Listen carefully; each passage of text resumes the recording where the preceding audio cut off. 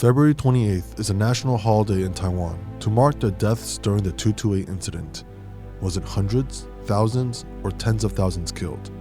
What took place on the island of Taiwan in 1947? The reality is that we don't know because they were killed.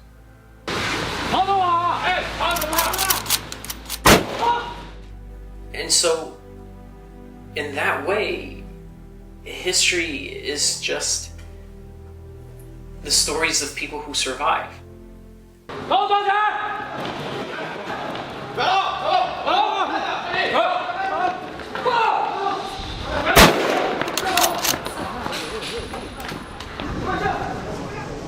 The 228 incident was a massacre that spanned from February 28th to March 21st, 1947.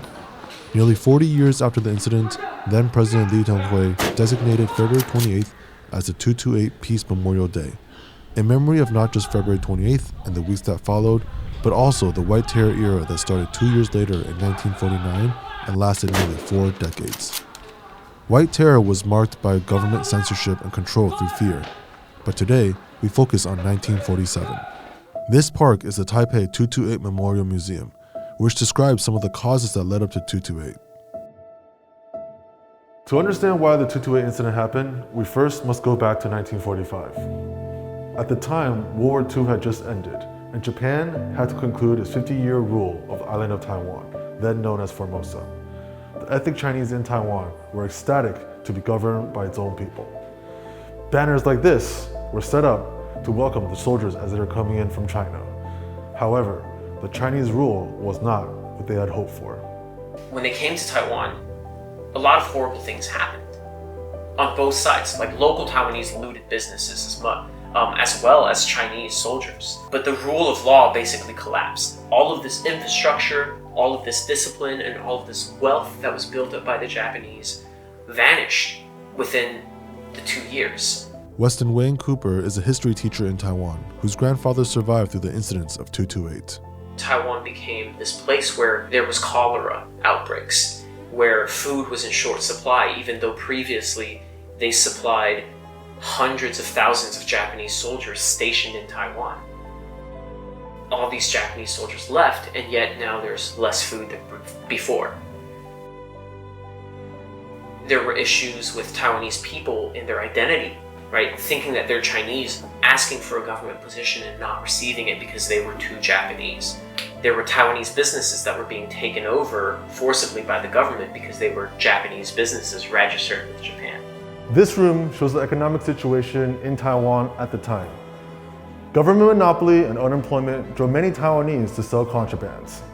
1945 to 1947 was like stacking firewood, and the confiscation of contraband cigarettes on February 27, 1947, was the match that lit it up in flames. The events of that day, like many darker parts of Taiwan's history, are still being investigated.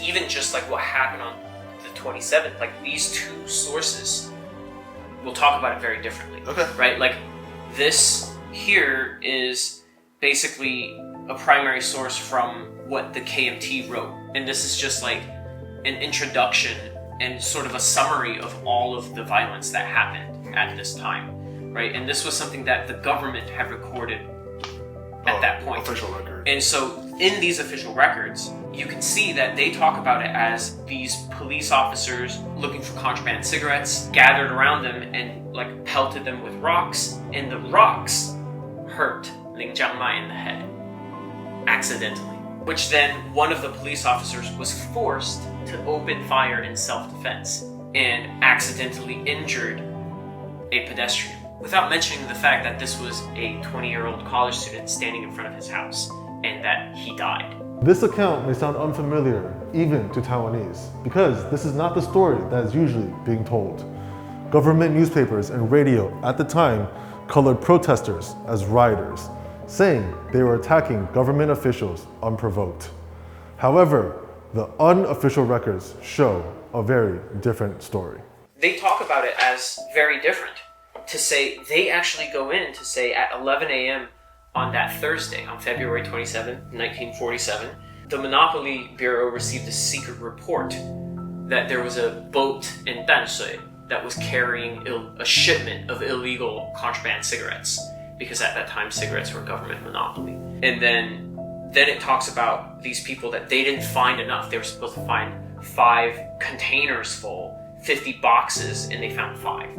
And so they then were sent down to what is now Yanping Beilu, to that tea house. And they ate dinner, and then they went to the store. They ate dinner first and went to the store, and the dealers ran away. And then outside of the store, they saw a woman selling loose cigarettes. And so they attacked her, pistol whip. They confiscated her cigarettes. She grabbed one of them in the leg and begged, and they pistol whipped her in the head. And that's sort of the common story that we hear today. So after that, there was several weeks of uprisings. There was violence against KMT troops, against the soldiers, etc. Brian Hugh is one of the founding editors of New Bloom, an online magazine connecting issues in Taiwan and Asia Pacific to an international audience.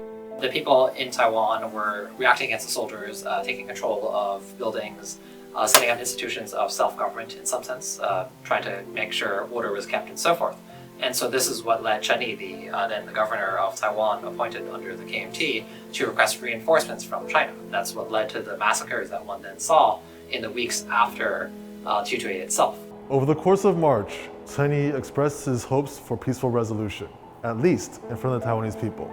But behind the scenes, he sent telegrams to Chiang Kai-shek, who was still fighting Mao Zedong in China, asking for military support to suppress the rioters.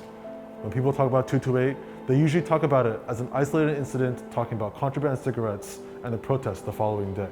But the horror, the massacre, that is what happened the following weeks.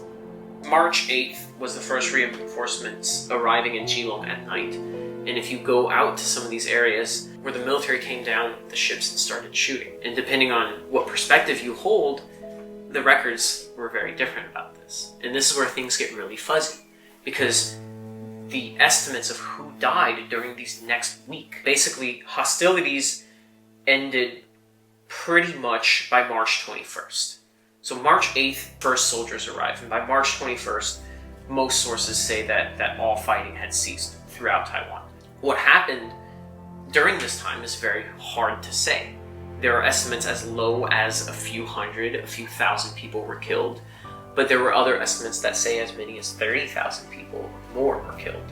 你来一定要一个人做主流的交代，台湾这样都搞，讲国语啊！台湾金盘赛，台湾金盘赛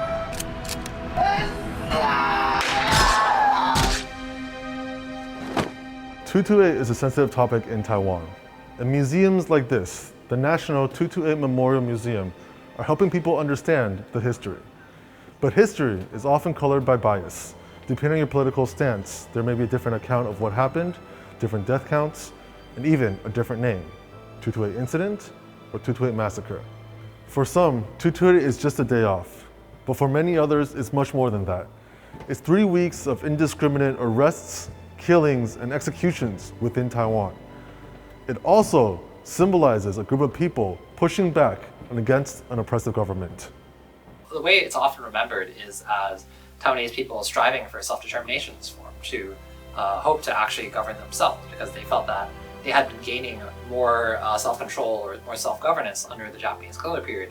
And then when the KMT came over, they thought they would have more of that, but that did not happen. And so I think these uprisings then, that was seen as part of the attempt to kind of restore agency to themselves. For many people, we take this as the time when this Taiwanese identity truly emerges. When people fully recognize that we're not Japanese and we're not Chinese.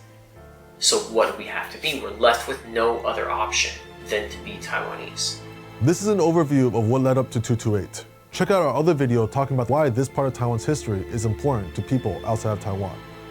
Over at TaiwanPlus.com, we also have a documentary about the 2-7 militia in Taichung that fought back against the government.